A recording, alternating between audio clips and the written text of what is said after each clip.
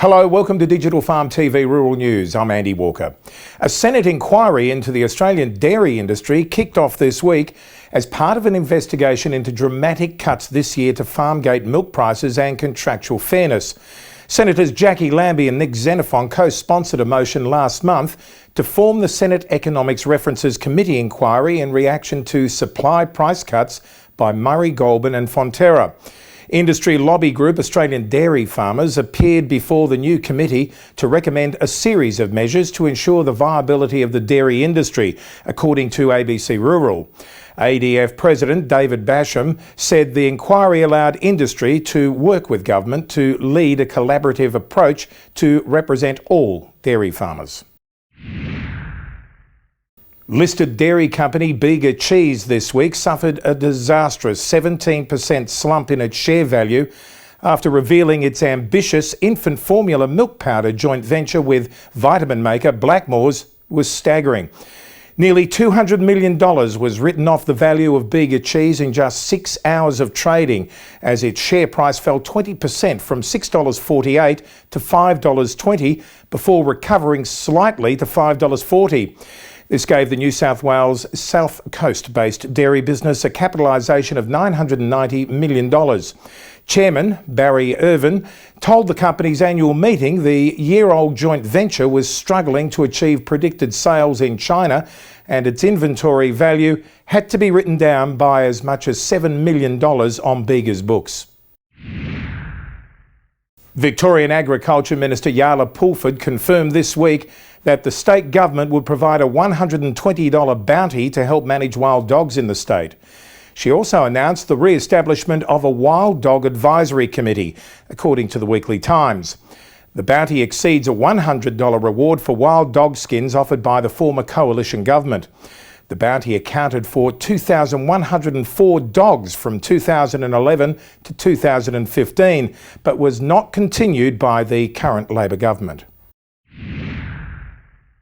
After cutting 3 producers from its supplier list, milk processor Browns appears to have slashed its farmgate milk price for selected suppliers, according to the West Australian. Scott River dairy farmer Ross Woodhouse said this week the processor had offered him a new price of 45 cents a litre, 6 cents less than the price he was currently receiving. Ross Woodhouse said he was worried that if he didn't sign up, he would be in a similar predicament to the 3 producers who lost their supply contracts with Browns this month.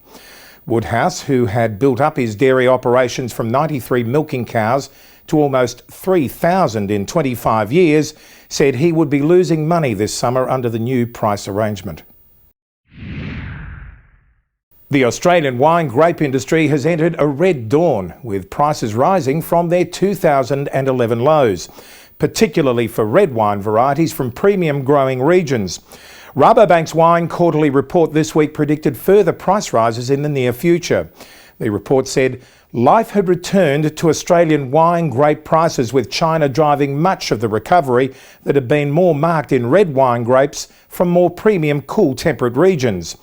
Rabobank analyst Mark Socchio says constrained domestic and global production and the depreciation of the Australian dollar had also underpinned the improvement.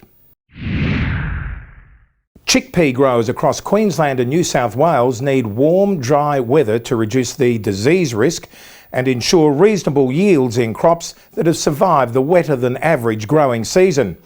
New South Wales DPI plant pathologist Dr Kevin Moore said that while there had been significant crop losses to waterlogging and flooding across the state, in northern regions many chickpea crops had staged a remarkable comeback. Surprisingly, growers had numerous crops that they thought were devastated, particularly in northern New South Wales and southern Queensland, that were now looking harvestable. Namoi Cotton this week foreshadowed the prospect of a surge in Australia's cotton output. The seed to marketing operator said that Australia looked set to produce 4 million bales of cotton this season, a 48% rise year on year.